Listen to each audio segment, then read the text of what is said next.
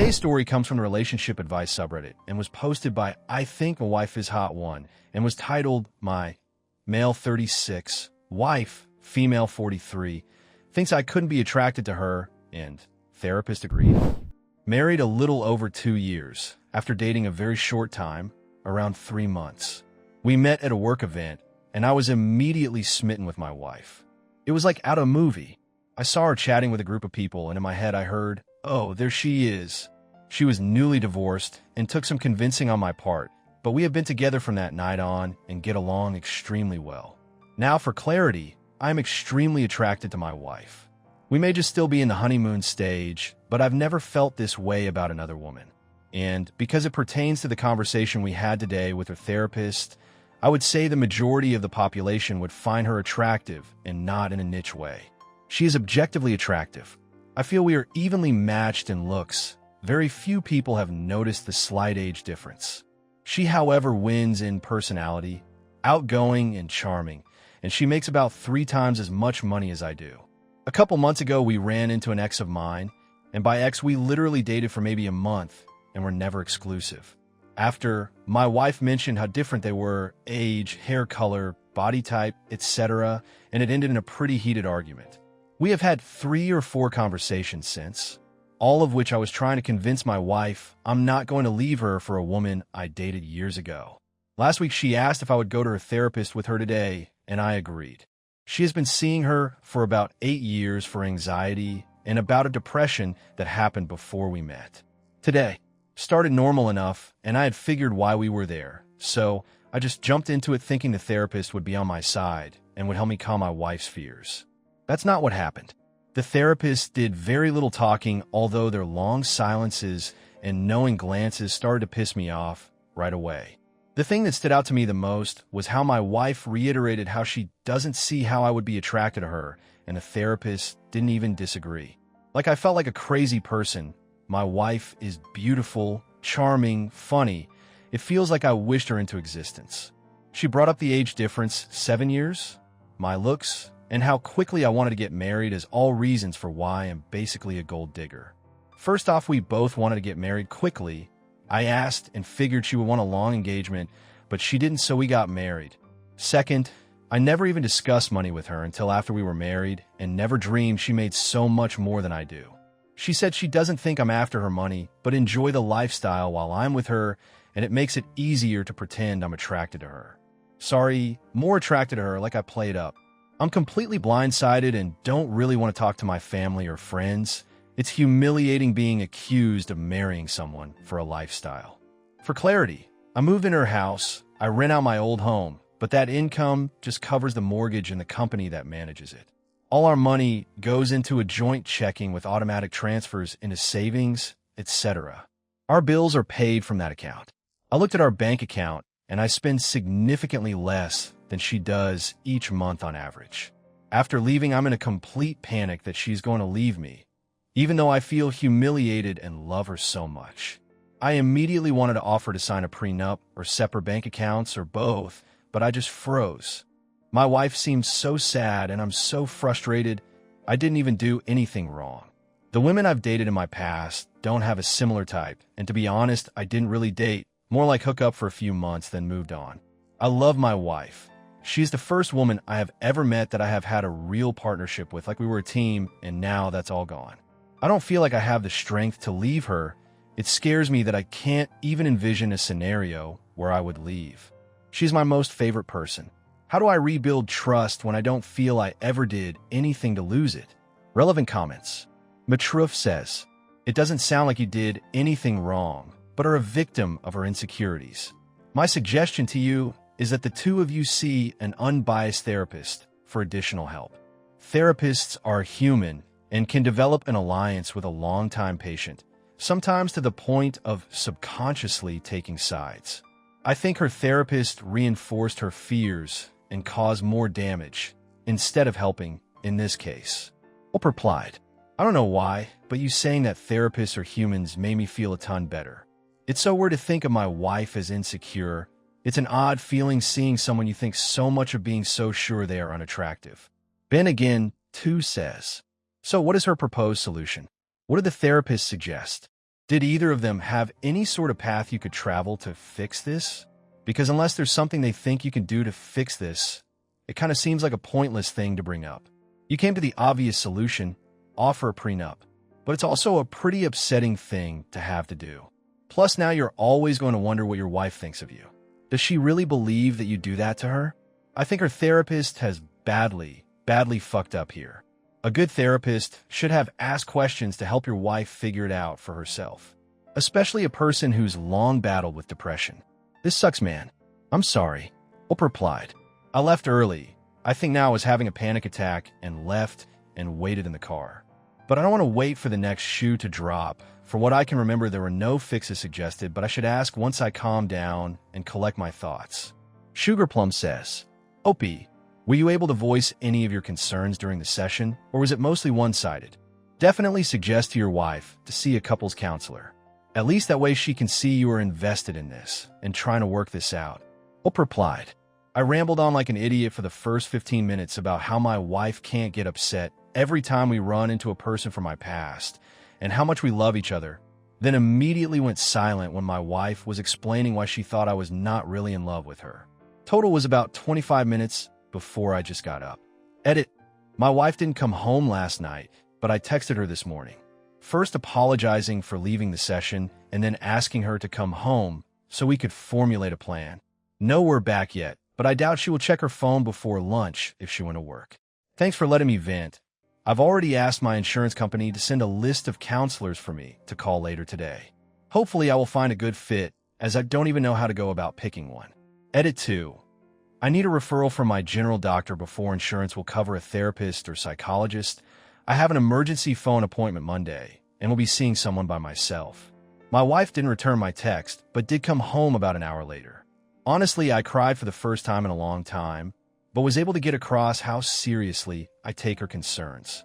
I haven't mentioned anything about her therapist or my feelings about things, just apologized and asked for another chance to hear her out completely. She said she was really drained and is taking a nap. I don't think she made it into work, and I'm actually looking forward to having the weekend to talk. I'm not going to ask for couples counseling until I talk to my own therapist. This is probably it unless I fuck things up this weekend. Thanks for letting me type out my feelings and being honest. Even the hard comments were helpful. Update 1. Despite my hyperbole title, I received a lot of feedback on my last post and thought I would thank everyone again and do an update. Talk with wife. During last weekend, I was made aware of a lot of things I was doing to compound my wife's fear of being abandoned or used. The major thing that stuck out to me was my immaturity and unwillingness to discuss anything serious. When my wife would bring up her ex-husband, finances, in particular, I would make a joke or be trying in the conversation as soon as possible. I'm not sure why. It just made me uncomfortable, and I didn't see the value of discussing things that were a major problem to me. I was happy, and my needs were being met, so I assumed hers were too. It was my most damaging mistake. Another misunderstanding happened with my ex. In my mind, it was a quick 5-minute conversation. To my wife, it was much more. So about 6 months ago, I injured my knee running.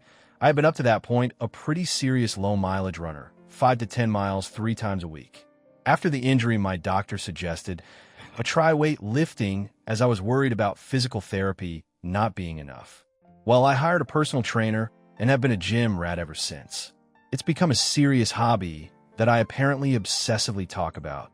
I have invited my wife, who occasionally does yoga, several times and even talked about getting her a membership for Christmas, even though she showed no interest. So when we ran into my ex, and I noticed she looked significantly different, she put on about 10 pounds of muscle. I complimented her, and we talked about weight lifting for a few minutes while my wife stood to the side. My ex told me to add her on Instagram, which while I did look her up to add her, her page was mostly advertising supplements, so I didn't end up doing it. My wife took this chance run-in as proof that I was unhappy with the way she looked and was trying to get her change. Add in some harsh comments from one of our coworkers about our relationship, her sister pushing for a prenup, and my lack of communication. Everything came to a head these last few months. My therapist. The most helpful advice was to get my own personal therapist. I kind of just picked one from a list my provider emailed me, but it seems to be going well. A lot of things were discussed, but my major takeaway was that it isn't my job to calm my wife's fears completely. Listening and being reassuring is healthy, but trying to make everything better won't help either of us. My therapist said even if I tried, my wife's own voice in her head runs 24/7 and I could never keep up. This was hard to hear as I have definitely made some major mistakes, but besides acknowledging them and doing better, everything else is out of my control. She recommended a book called The Happiness Trap that I haven't ordered yet, but she said it would help me understand what it's like to have anxiety and may explain, not excuse, some of my wife's behavior. My therapist also said I should look into my wife's therapist as she sounds unlicensed, and if I felt comfortable, she could put in a complaint on my behalf. I will probably do this, but I'm letting things settle. So after probably the worst 2 days of my life, things seem to be better. I haven't brought up a prenup because she seemed offended when my wife told me her sister brought one up as a solution. I did offer separate bank accounts, but she said no and only requested that we update her will and create one for me, as I didn't even have one. I thought it would be weird, but we both put each other as beneficiaries along with her 2 children if we both died. We only filled out the paperwork and still have to turn it in to her lawyer, but it's made a difference, but I'm not sure why. I did delete my Facebook. I haven't used it for years, but when I went on it was very single me. Lots of old girlfriends, holidays, etc., and I never even updated that I was married. I had a notification from my wife when she tried years ago, but it just sat there.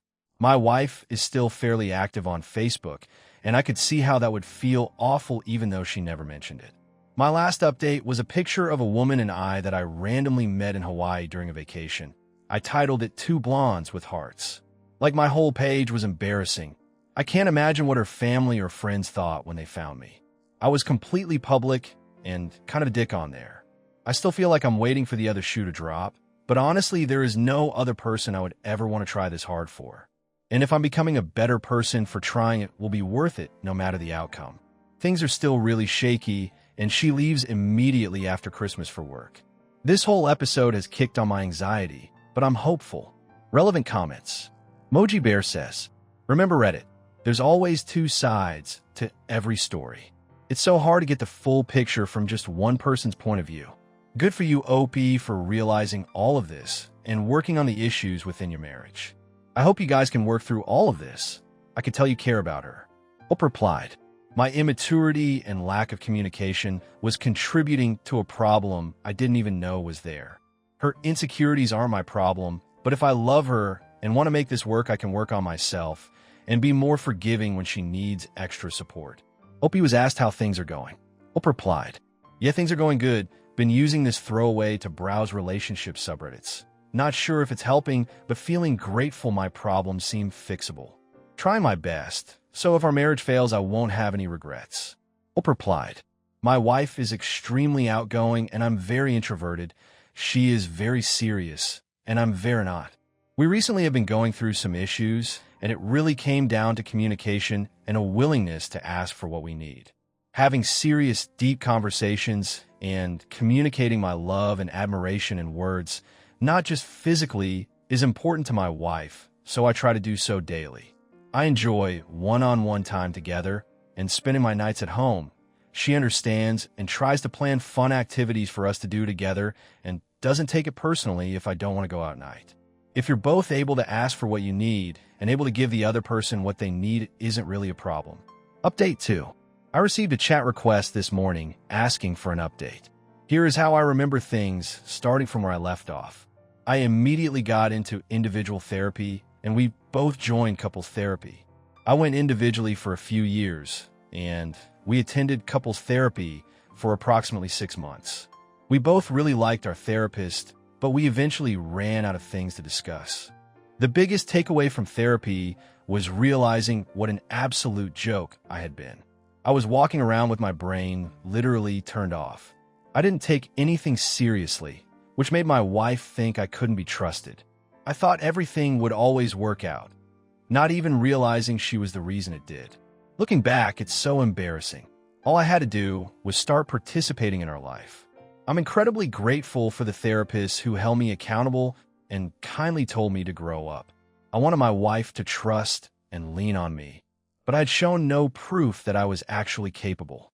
The issue with my wife's therapist resolved itself. I wanted to report her, but we were so fragile at the time that I thought it would look malicious. My wife started seeing her less and less, and then just never went back. I do think seeing how professional and competent our marriage therapist was, in contrast, helped that decision. I sold my old house because I was getting the feeling my wife thought it was my backup plan. I actually hated that house. I just didn't want to fail with my first home ownership. It was basically operating at a loss after taxes, repairs, and the rental company's share. My wife still works for the same company, but as a consultant. She had a minor health scare and needed a more flexible schedule. My brother started a company, and I eventually quit my job to join him in building the business. This has helped our relationship so much. Coworkers knowing our backstory didn't help with the gossiping and overall weird vibes. We never got a post-nuptial agreement, but we did write wills, which have been amended over the years. As it stands, we are each other's primary beneficiaries, and after that, everything gets split between the stepkids and a niece of ours whom we are both close with. Money hasn't been much of an issue since therapy. We are both big savers. Trust repaired a lot of issues. Advice: don't get married too quickly. Do discuss finances before getting married. Being married is harder than being single. The trade-off is having someone to commiserate with and to be truly known by. If your life got easier or stayed the same after marriage, check in with your partner. The second story is from Malicious Compliance subreddit. It was posted by XE610 and was titled "Don't Start a Meeting by Ending the Meeting." My work environment is less an environment and more so a conglomeration of duct tape, spit, and cussing. I managed, among many things, a set of rentals, accounts receivable, and customer database analysis. Essentially, our company's bust factor was far too low. Another important bit that I handled were various legal documents that the state requires meticulous processes to be followed and allows for a digital or physical paper trail. I opted for digital. Now, my boss kindly provided me a Pentium 4 dual-core computer that he found at the bargain warehouse for about $40. I had the most sophisticated workstation in the business, for context. This wasn't quite enough for database management and analytical software to boot up, much less process a dataset. So I called up our information technology guy, who worked for the boss's friend's sister-in-law's business, 200 miles away. I go, "Hey Tim, I need to add my personal laptop to the company network. Can you make that happen?" "Sure, I'll be down to that location in a week or two." "Can't wait." "Sound perfect, Tim." So Tim shows up. We get the boss to rubber stamp that this is all okay, and I have remote access to the servers and some annoying corporate-mandated securities on my laptop, which, no big deal, they stay out of the way. Tim's corporate. My boss doesn't know a computer from a VCR. We didn't have anything like a software policy, either. I think some computers had Office 2007 installed, but that's clunky and makes data transfer complicated. It's the 2010s, there's no need for that. I do all of my work on a Google Drive account tied to my work email. This is great because I can hot-swap my workstation to wherever the boss wants me today. Sometimes he likes to pretend I'm his secretary and throws me in his office. Sometimes he thinks I'm a technician and puts me at a station with no computer. Whatever. Data is transient. Anyways, things have been tense recently. I've moved almost all of my job to digital, and the boss thinks it means I don't work anymore. Obviously, an office monkey with no papers is an office monkey with not enough work. Now, he wasn't exactly wrong. I had been automating things and was doing the job of about 6 people. How can I do the job of 6 people without the boss knowing? Easy. He likes to manage by the seat of his pants. One day, he fired a maintenance person and just rolled that job into the receptionist, driver, and technician jobs. One day, he decided that the sales team could handle marketing. Surely buying a single $2,000 camera is cheaper than having a professional do shoots each week. Besides, guerrilla handycam sales pitches are in vogue. It'll be great. Moving on, after 2 years of shuffling, I had accumulated a large amount of jobs, many of them tedious. And with the right tools, made by me, at home, on my personal laptop that happens to be able to connect to the network, a good 4-hour job can be completed with about 10 minutes of sorting and parsing data. So the time comes. We all know it's coming. One of the suits tipped me off that the particular suit whose payroll is wasted on chumps like me had propositioned the boss that a pair of receptionists can do the work I do for cheaper. Just hire some college kids, work them each 18 hours a week, it'll be grand. Knowing that, I backed up everything to my personal Google Drive account, but of course did not delete anything from the company-owned one. Like I said, the state has a vested interest in these processes, and I knew in my heart of hearts that the company couldn't be trusted to maintain records. I didn't want to be on the hook for that in 6 years, so I kept a copy. I figured it would go smoothly. I'm called to the big office for a meeting. There's too many suits. My supervisor gives me some side-eye. It's not a surprise. I carefully make sure to click log out of all locations on my Google account and tuck my laptop into my car before heading upstairs. The meeting starts with the boss saying, "Well, kiddo." Yes, he calls me kiddo.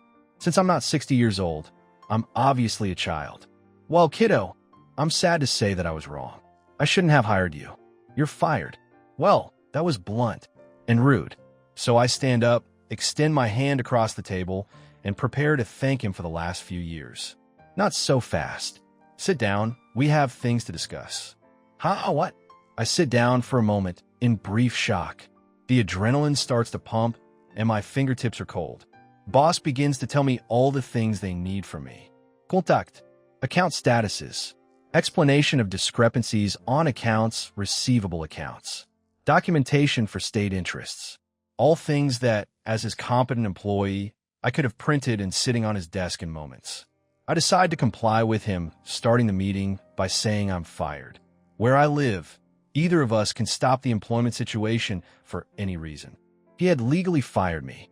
I counter him, "Well, boss, I don't feel particularly comfortable accessing your network since I'm not an employee." He exploded. Think of Karen, a millionaire Karen with little brother syndrome who wants to be John Wayne but looks a bit too much like Smokey Bear's fat cousin to get the role. His explosion was violent. Spit everywhere. I'll save you the details of how he stalked me to my car and demanded the employees form a barrier. He called me a few times. They went to voicemail as I drove to a public Wi-Fi hotspot. I carefully removed my laptop from their network. I drove home, unpacked my work lunch. My phone hasn't stopped ringing. He probably had a receptionist being paid minimum wage to hit the redial button. Eventually, I answer a call from his cell phone. He makes some demands. I very flippantly offer to come to work for him at 10 times my rate. He yells some more. An hour later, he's pounding on my door. I don't want to deal with that. I know he carries a loaded pistol in his car. Again, cowboy, emphasis on the boy. The cops escort him away, and I email a copy of my security footage to the responding officer. He thanks me. The company doesn't flounder, of course. Bossman is a millionaire and has been very carefully losing tens of thousands of dollars a year while operating his business. He may have lost some more in the interim, but that's not my concern. My concern is collecting my unemployment. And wouldn't you know, I was fired a few days before fall college class selection begins. I decided to take a few master's level classes. I've had my bachelor's degree for a while. Might as well get some more school on a boss's dime. Classes go well, and I coast through spring semester by tapping into a bit of savings. And wouldn't you know it?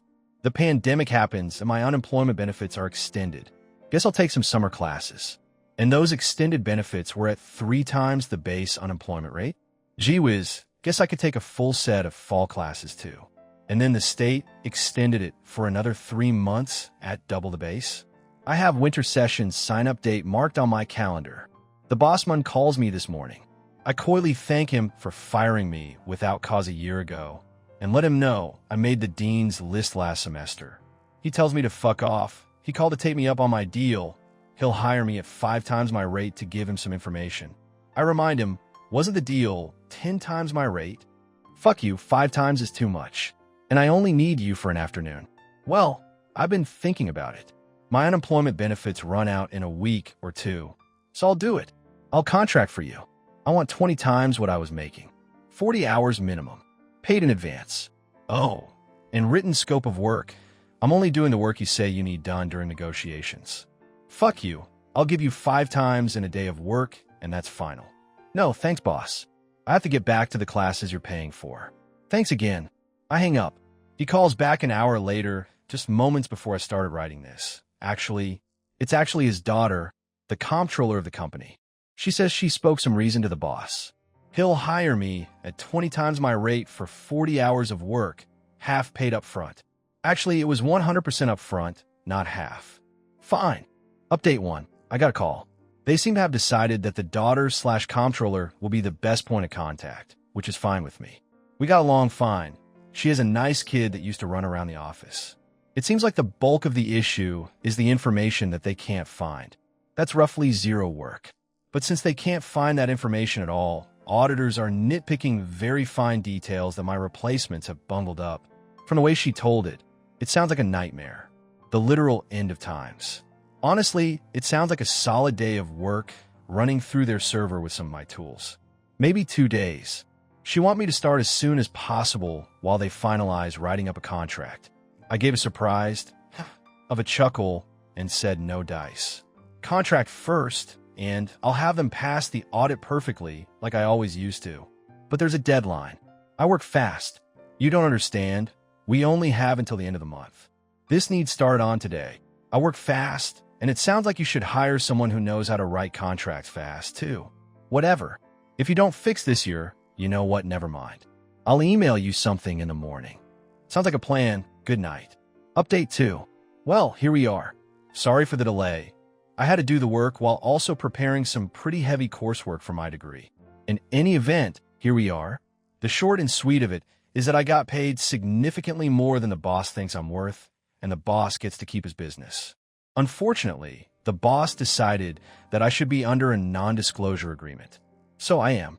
I can't really discuss much, but there are some details that I can share. There was an audit that failed due to my replacement's abilities. It was a routine audit where they request some specific files and then also randomly choose various file cabinets to examine and compare our paper to our official accounts. Happens once a month. When that audit failed, it triggered a penalty and a more in-depth audit. It is this second audit they were having issues with. I did manage to get Tim to reinstate my company email account and therefore my Google Drive. They had just changed the password, so that was easy. The account was never deleted. Tim explained that their email address system is based on a package of users. They can't go over in total users, let's say 500, but they comfortably sit well below in users. So they just keep old email addresses in used since it doesn't cost them money. Once they need to activate a new person, they just delete one of the abandoned emails and reissue it. I don't know why this is the policy, but hey, it worked out this time. I managed to recover my tools and spent a fairly large bit of time getting them updated to work again. Who knew that this is a use it or lose it skill? Oh well. The main bulk of my time was spent in the archives, fumbling through unsorted filing cabinets.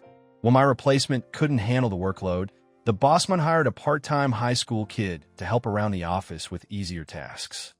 Sort incoming documents, photocopy everything 2 or 3 times, and put the photocopies into the right folders, create new folders, purge ancient folders once a month, shred documents, all that boring, time-consuming stuff. Well, high school kid thought that was a waste of time. Their filing method involved starting in cabinet 1 and putting a single new folder in it and filling that folder up until it was full. Then repeat in drawer 2, 3, 4, and then cabinet 2. Etc. So all the papers that had been filed were sorted in chronological order of when they were handed to the temp. Oh fuck. And photocopies? Don't even get me started. I spent more than 20 hours contacting outside companies, customers, clients, etc., to have them please send us a photocopy of the original. And the few times that an original was missing or shredded, I would bet, of course, I had to reach out to the government or whatever issuing entity was in charge of that to jump through their countless hoops on getting it reissued, sometimes to the tune of hundreds of dollars. Eventually, I had all the documentation I needed. I began digitizing everything I had and then ran it through my tools.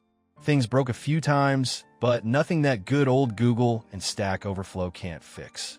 Everything was sent to the auditors. They liked it, submitted a report. The end. Well, mostly the end. At this point, I had worked for a bit over 2 weeks and had collected what amounts to about 18 times my weekly pay. Somewhat fair, considering that employees get fully paid health insurance and quite a few other perks. I hadn't seen Bossman once while I was there, and I was to stop working either at the end of the month or when the audit passes. Well, the audit passed before the end of the month, and the comptroller approached me to make a standardized set of procedures on how to do my job. We hummed and hawed over it, and talked a bit, and came to an agreement. I would make procedures while working from my home office, or come in if I needed physical access to something, and bill them for 40 hours per week, with a review of work completed every week. We agreed that my rate would be roughly 5 times what I was making while I worked there, and things went surprisingly smoothly. I spent a few hours the first week creating a slideshow of what my idea was, which was basically to give them my code. The second week I billed them for development and shared some screenshots of a basic function. I managed to stretch that out for quite some time, eventually writing some high-quality instructions on how to use the code and why it works. But finally, I moved my code over to their server and set up a computer with a shortcut to it. I'm now completely done with the job and celebrated by buying a new mountain bike.